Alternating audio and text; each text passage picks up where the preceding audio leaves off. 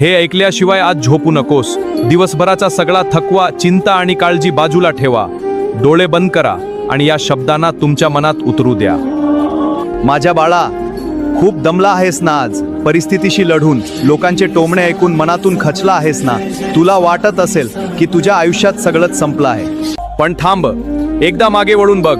तू इथपर्यंत एकटा नाही आलास. मी तुझ्यासोबत होतो, आहे आणि कायम राहीन.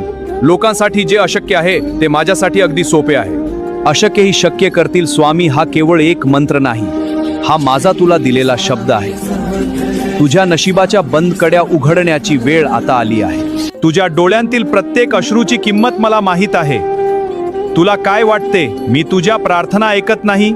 मी तुझ्या मनातील ती प्रत्येक गोष्ट जाणतो, जी तू कोणालाच सांगू शकत नाहीस. ज्या संकटाने तुला आज घेरले आहे, ती संकटे फार काळ टिकणार नाहीत. माझ्यावरचा विश्वास कमी होऊ देऊ नकोस.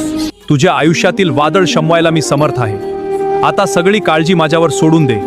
तुझं अपूर्ण राहिलेले काम, तुझी रखडलेली प्रगती मी स्वतः पूर्ण करणार आहे. फक्त तुझा हात माझ्या हातात दे आणि निर्धास्त हो. आता शांतपणे डोळे मिटून झोपून जा.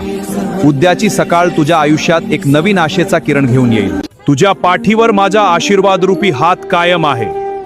भिऊ नकोस, मी तुझ्या पाठीशी आहे. श्री स्वामी समर्थ. जय जय स्वामी समर्थ.